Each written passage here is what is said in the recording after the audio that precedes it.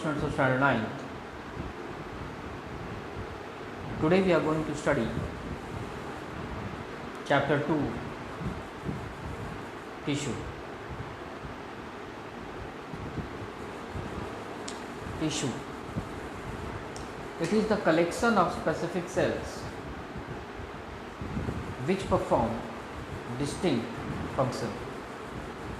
So students, tissue actually is a collection, that is group of certain cells which perform specific functions. That means students, tissues are actually huge number of collection of cells which are similar in origin.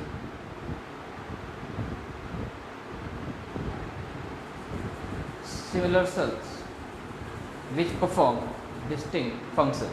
So students, this group of cells are called as tissues.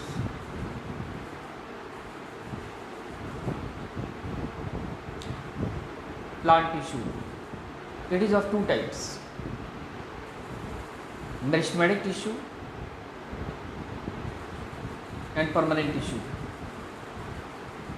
So students, two types of tissues remain present in plants: meristematic and permanent. Students, you can also understand it with the help of this picture, where you can find the meristematic tissue and the permanent tissue.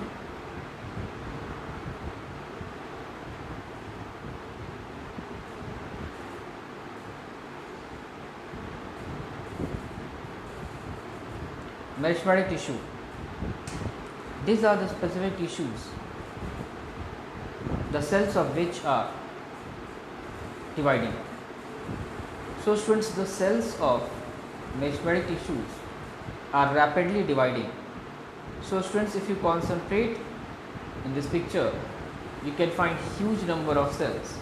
Students, these all cells are actually dividing at a very faster rate, and that is why they are called as meristematic tissue. Meristematic tissue are of following types: apical meristematic tissue, lateral meristematic tissue, and intercalary meristematic tissue. Students, in short, we call meristematic tissues as meristems. Students, in this picture, if you will concentrate, you can easily notice the location of apical meristem, which is at the tip of the stem, intercalary stem meristematic tissue, which remains present in the node,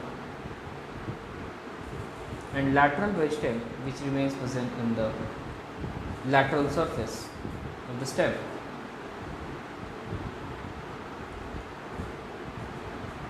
Apical meristem. It is found at the tip of root, stem and leaf. So students, apical meristematic tissue is actually found at the tip of root, stem and leaf. So students, if you concentrate on this picture, you can find the tip of the stem and the tip of the root leaf has apical meristem.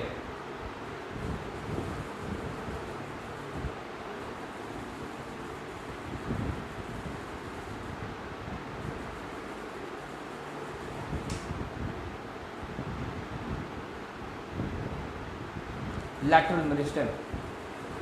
It is found in lateral region of stem.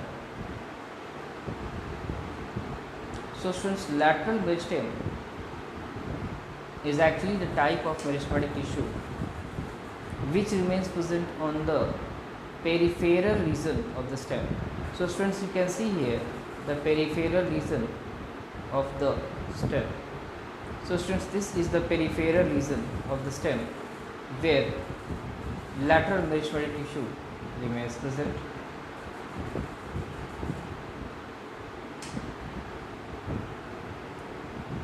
Intercalary meristem. It is found in the node and internode region of plants. So students, intercalary meristem is also a type of meristematic tissue, the location of which is in the node and internodal region. Since node is the region from where the petiole of the leaf arises, and students, the distance between the two nodes is called as the internode.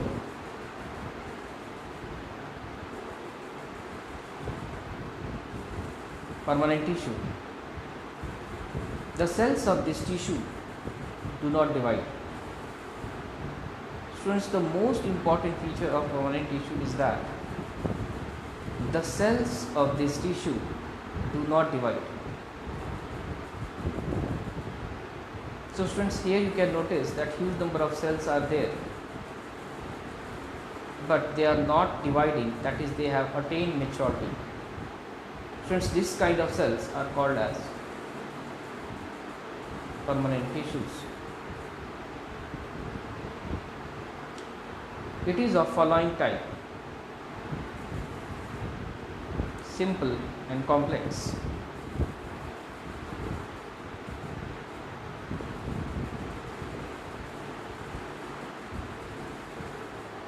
Simple permanent tissue. It comprises of following three types of tissue. So students, actually simple permanent tissue comprises of three distinct type of tissue, which are parenchyma, collenchyma and sclerenchyma.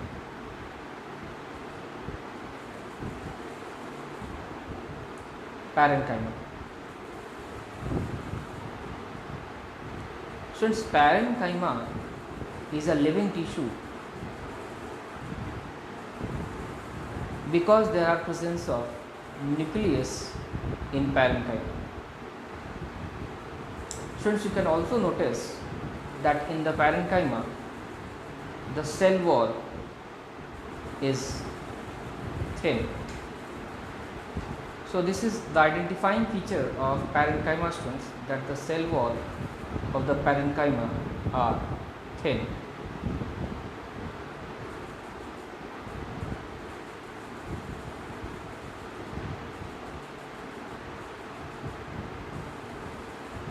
Collenchyma.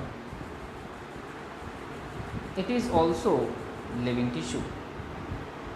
Students, in this picture we can easily notice that there is presence of nucleus in the center of the cell. So students, due to the presence of nucleus in the center,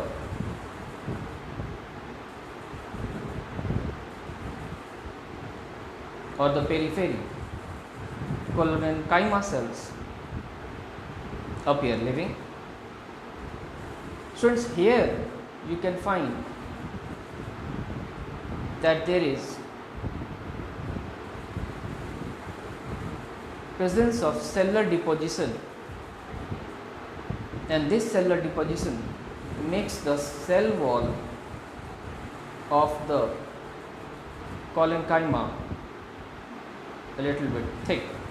So students, here the cell wall which you can see here is thick. So students, here the cell wall in the collenchyma is thick.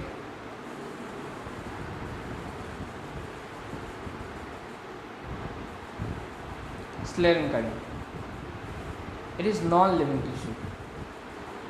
Students, sclerenchyma is non-living tissue because you can clearly notice here in this picture that there is no nucleus present. So students, here we can say that sclerenchyma is non-living because nucleus is absent in the sclerenchyma. And even students, you can find that the cell wall of the sclerenchyma is also quite thick.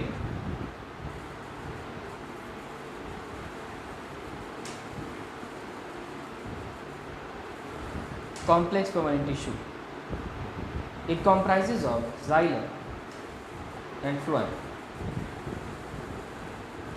Xylem, it conducts sap. So students, the main function of xylem is to conduct sap. So sap actually is the water along with the minerals which is found in the soil. Students, there are certain parts of xylem which are trachea, vessels, xylem parenchyma and xylem fiber.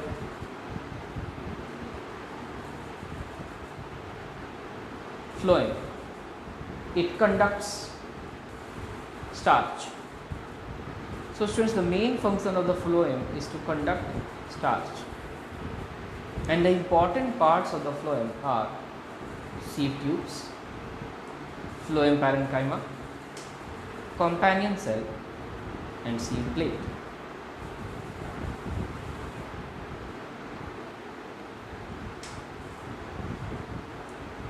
Connective tissue, it comprises of following: areolar tissue, adipose tissue, cartilage, bone and blood. Areolar tissue, it acts as packing tissue. Since areolar tissue is a type of connective tissue, the main function of which is to form a protective layer which acts as a packing tissue. So students, areolar tissue actually packs important body organs like kidney, lungs, etc. So students, if this is a kidney of a person, then this kidney of the person is surrounded by areolar tissue. So students, this is the areolar tissue, and this which you can see is the kidney. So students, you can see that the kidney is further protected by the areolar tissue.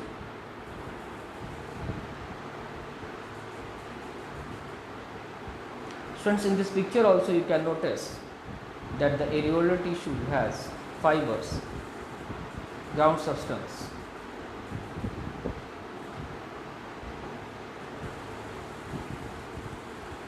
Adipose tissue, it stores fat molecules in it.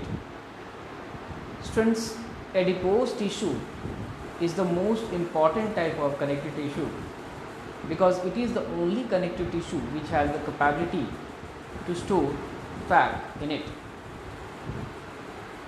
Students, here in this picture you can notice the presence of nucleus, fat droplets which is being stored here in the form of these molecules which you can see, students, and the cells which you can find here are actually the adipocytes. Students, adipocytes are the adipose tissue forming cells. Cartilage,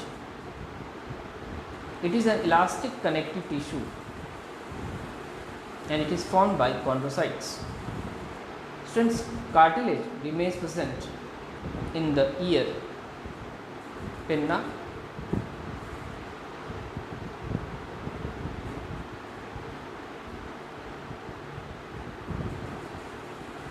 so students, in the ear pinna, cartilage remains present, and which is formed by the chondrocytes. Muscular tissue, it comprises of following tissues: striated tissue, non-striated tissue and cardiac tissue. Striated tissue, there are presence of spikes in it. So students, striated tissues are actually specific types of muscular tissue in which there are presence of spikes in it. Now students, if you concentrate in this picture, then you can easily notice that there are presence of spikes on it. So students, the spike which appear dark, that is called as the dark band, and the spike which appears light in color is called as the light band. So students, in total there are presence of two types of band, dark band and light band in the striated muscular tissue, and due to which it appears striped. Non-striated tissue. So students, non-striated tissues are those muscular tissues where there is no presence of stripes in it. So students, if you notice this picture, so you can easily find that in these types of muscular tissue there is complete absence of stripes. So students, stripes are not present here in this muscular tissue, and because stripes are not present, so light band and dark band also remain absent, students, in the striated muscular tissue. Students, non-striated muscular tissues are also called as smooth muscular tissues. So this diagram is a diagram of non-striated tissue. Cardiac tissue. Students, cardiac tissue actually is a specific type of tissue where there is presence of stripes in it. So students, just like the striated muscular tissue, in the cardiac muscular tissue also there are presence of stripes. Students, if we notice here, then we will be able to find that there are presence of branching and intercalated disc in the cardiac tissue. So students, the branching which you can see here, this branching remains present in the cardiac muscular tissue along with the intercalated disc. So students, this spongy disc shaped structure are actually the intercalated disc which remains present in the cardiac tissue. Nervous tissue. It comprises of nerve cell. The following are the parts of nerve cell: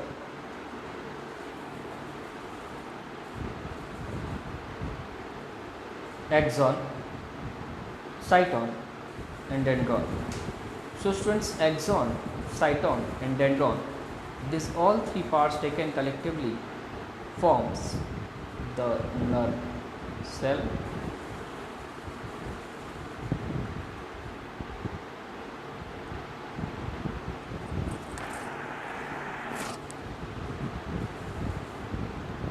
Dendron.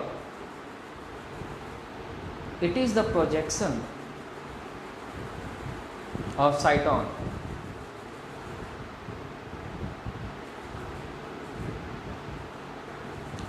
which receives nerve impulse. So students, actually dendron is the projection of cyton which receives the nerve impulse. So students, here you can notice the projection of the cyton. This part are called as the dendron.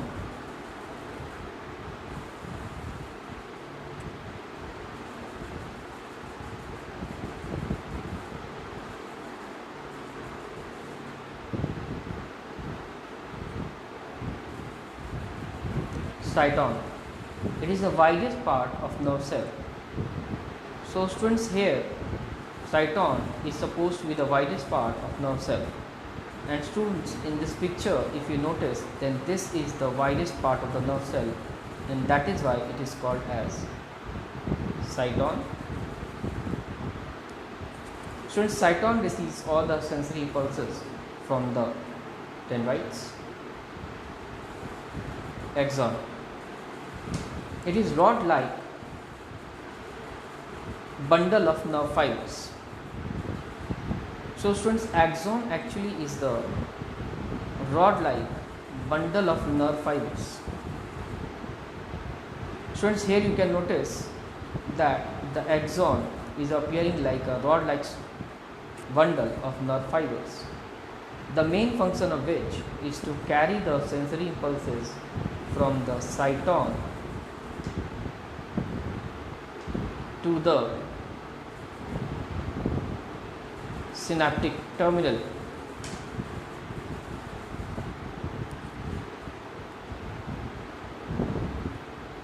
Students, now let's discuss an important question. What are the features of cardiac tissue?